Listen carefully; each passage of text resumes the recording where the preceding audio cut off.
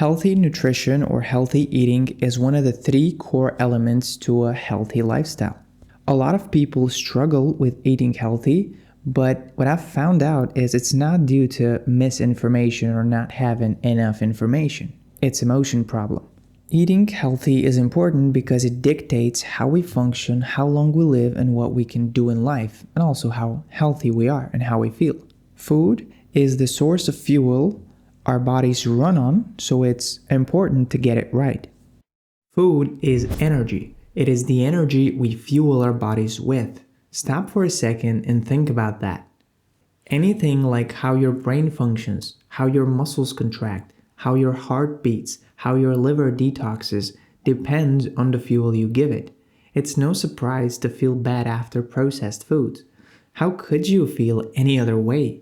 It's empty calories, not enough nutrients, inflammatory elements. Why would one choose to degrade their cells, choose to deprive their minds, choose a decline in function, choose to deprive their body of the real energy that powers life? Isn't that a disservice to yourself, your body, and your life? Pick the foods you know fuel your body the right way. Vegetables, meat, eggs, fruits, nuts, seeds. I want to talk about the three things of why it is so hard to eat healthy. First one is hyperpalatability. You see, if you look at evolution, back in ancient history, when food was very scarce, people hunted and they would rather eat animal meat than eat a lot of veggies and rice.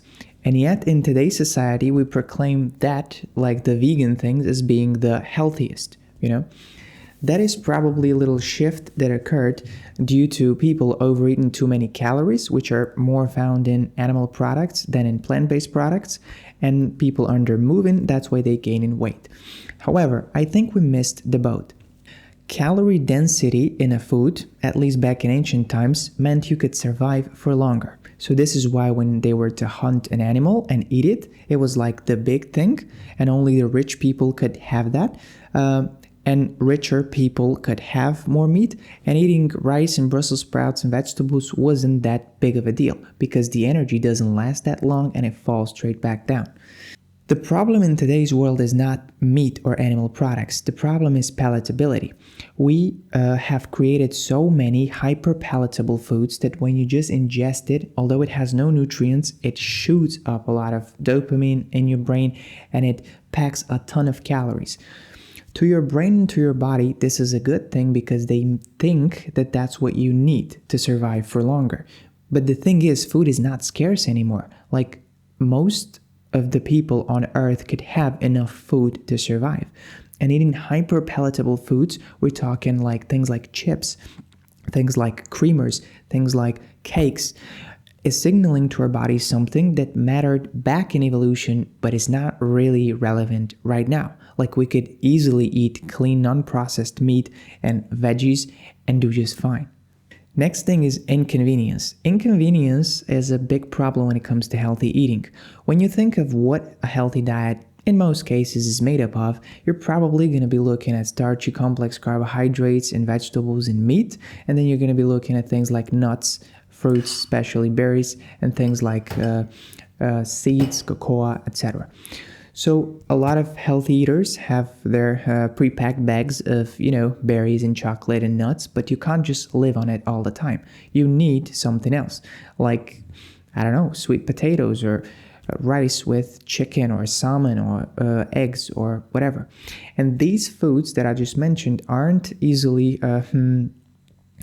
conveniently presented to us in our modern world. So it's inconvenient to get them. We either need to go at a restaurant to eat it, or we need to order them and make sure they're not packed with a lot of processed sauces and extra calories packed, nutrient empty things, or we need to cook it ourselves and prepare it. So like a meal prep. See, if healthy eating was made a little bit more convenient, it would be so easier for all of us to eat healthier. But because it's inconvenient, because when you go out to work or you go out to travel and you go in the store, the only thing close to what I just mentioned is like a sandwich with tuna and tomato.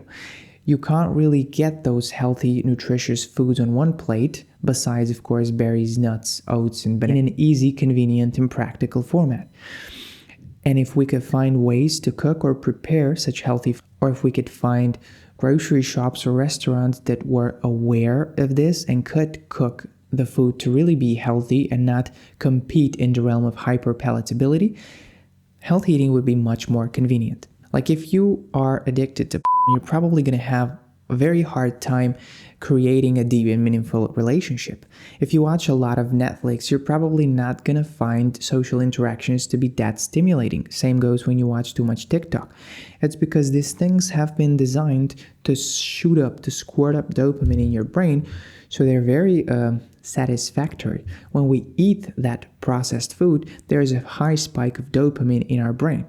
But it's all an illusion. It's not necessarily that you're feeling good, at least not for long, but it's just sort of a dopamine input that your brain gets very satisfied about in the short term. If we want to create a deeper, more meaningful life, from the perspective of nutrition, it's going to be eating the slightly less satisfactory, but still highly satisfactory, non-processed and nutrient-dense foods. The 3 reasons it's hard to eat healthy are: first, hyperpalatability. Our brains are drenched in overly processed, extremely tasty foods that convince us they give us more energy so we can live longer. 2, inconvenience. It's hard to find quality foods conveniently presented to us at most places at most times. Instead of learning to meal prep, have a plan B snack, and organize our food, we leave it to choice. A human will always eat when it's hungry, regardless of the food. 3, satisfaction. The acute dopamine boost we get from processed food is an illusion. Just like caffeine doesn't really increase energy, but only masks fatigue, so is with the satisfaction we get from these foods. It's an illusion. Information is not the main issue. Information is not the problem. Emotion is. I've talked about this a lot.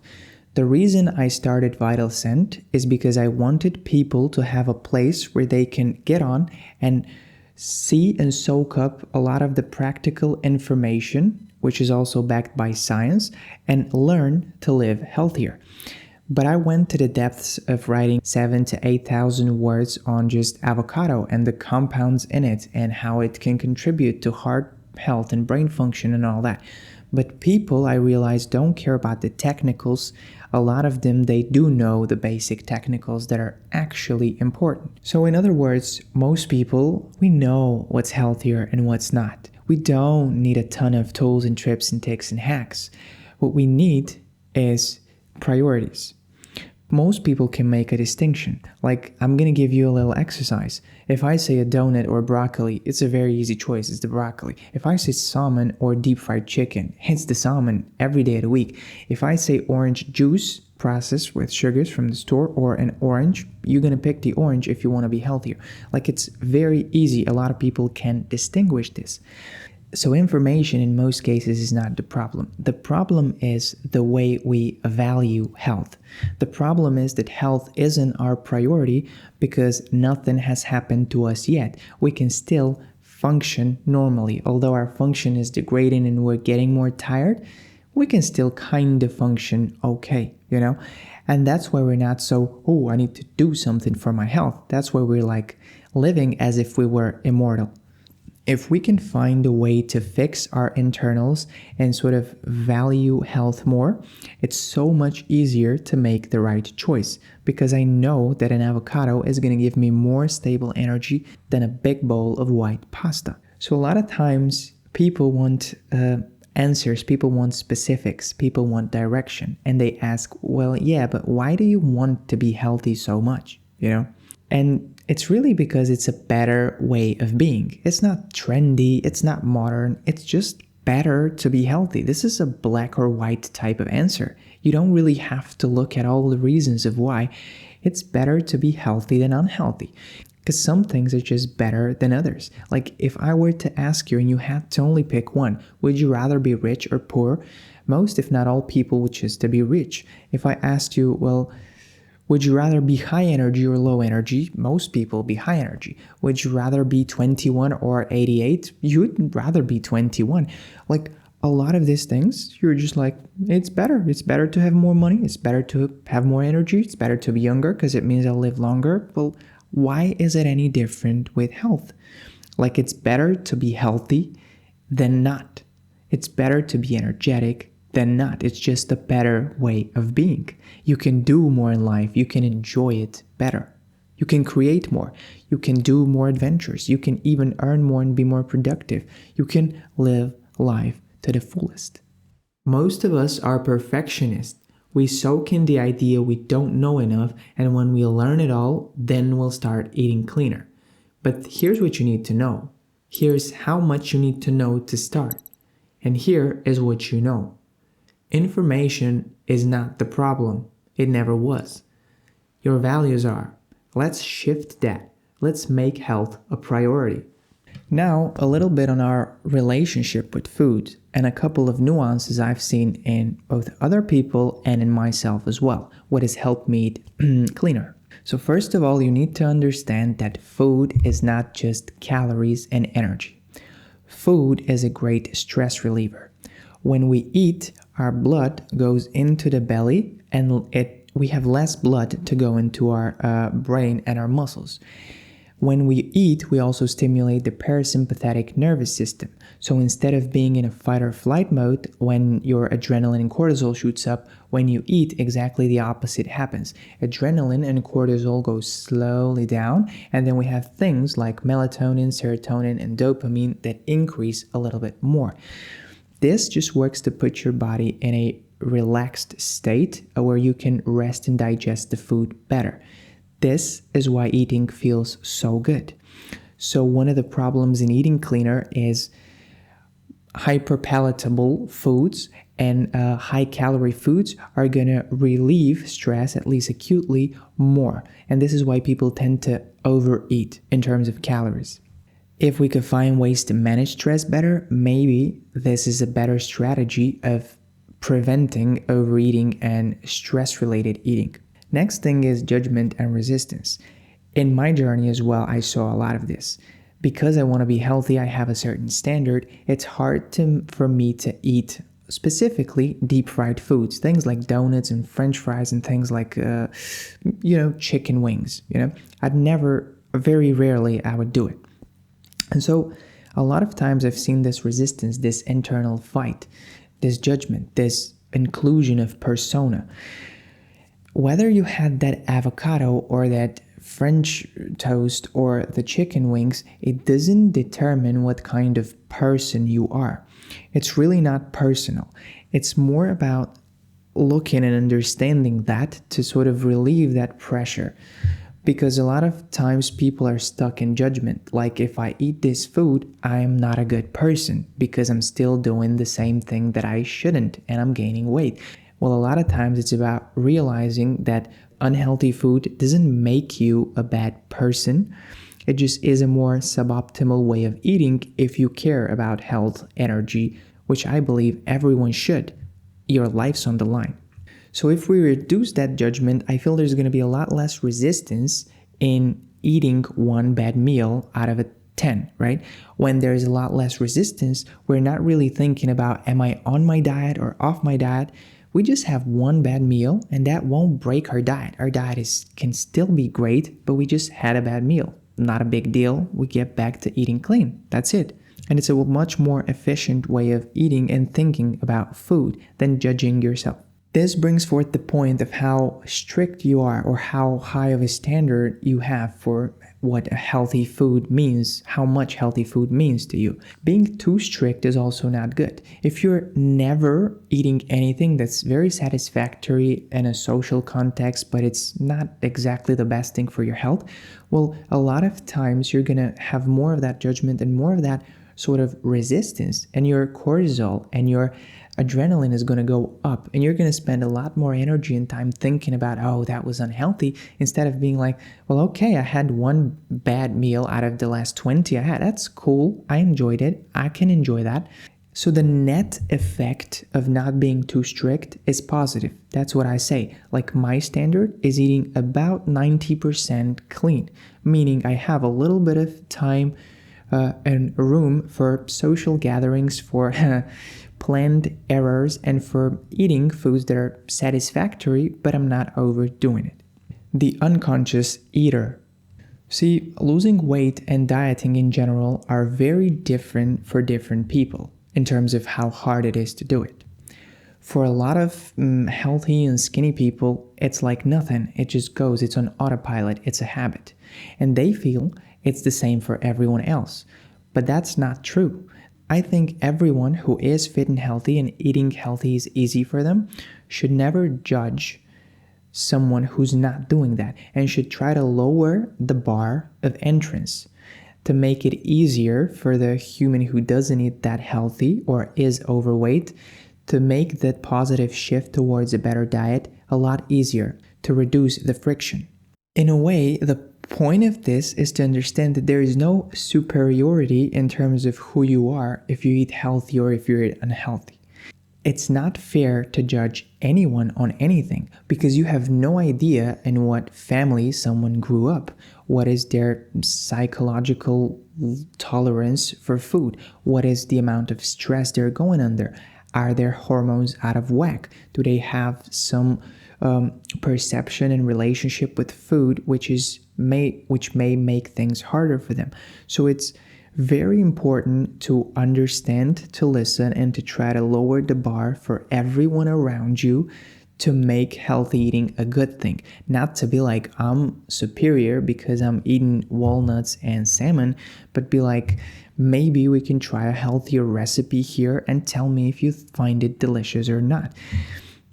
This way, we can help everyone around us eat a bit healthier. The reason you're not superior if you're eating healthy is you think that you have less satisfaction from food and you're more disciplined and that's way better than the other person, but that's not really how it goes. I'm going to tell you why. Eating junk food all the time does not provide any additional satisfaction in the long run.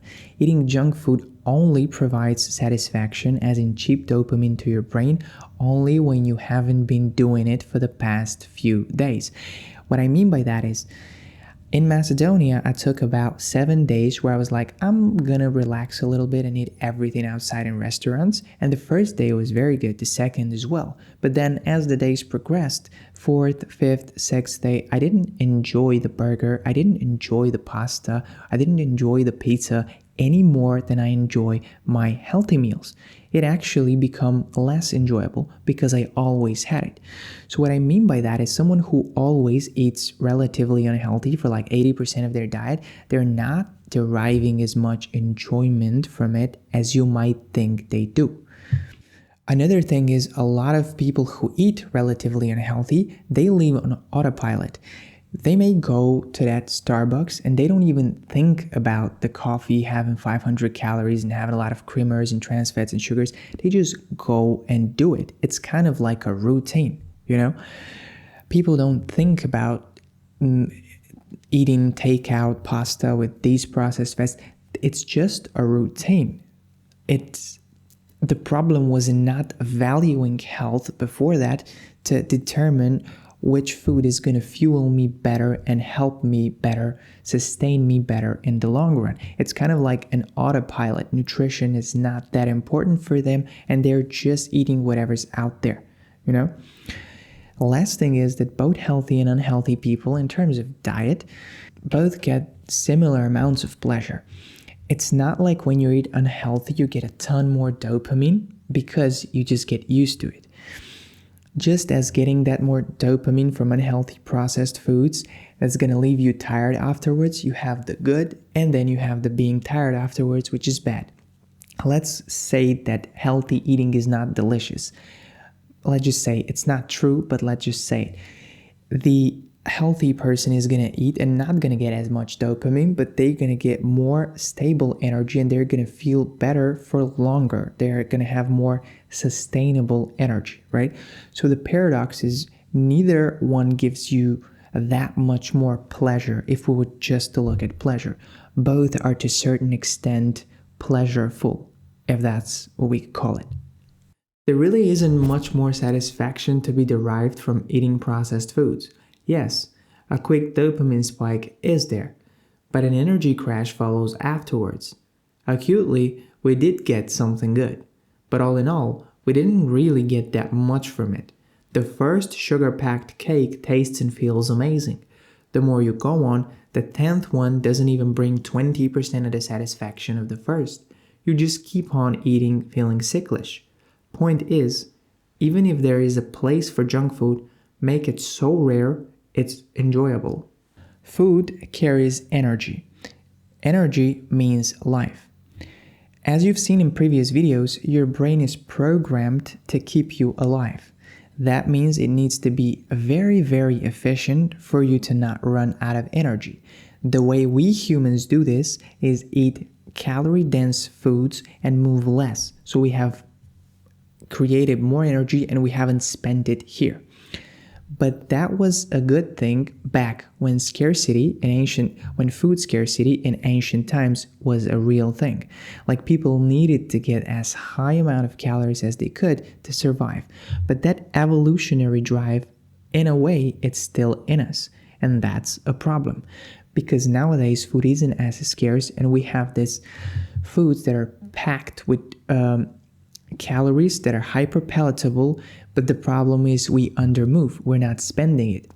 So while our brains had the right intention of, oh, I'm gonna eat hyperpalatable calorie dense food and I'm not gonna move and I'm gonna have a lot of energy, over the long run this leads to weight gain and inflammation and obesity. It's like you can't have too much of a good thing, it's like there's a limit to how good it can be. So in a way, while your brain is trying to do the right thing, the way it goes about it, it's not really correct. It's not really efficient.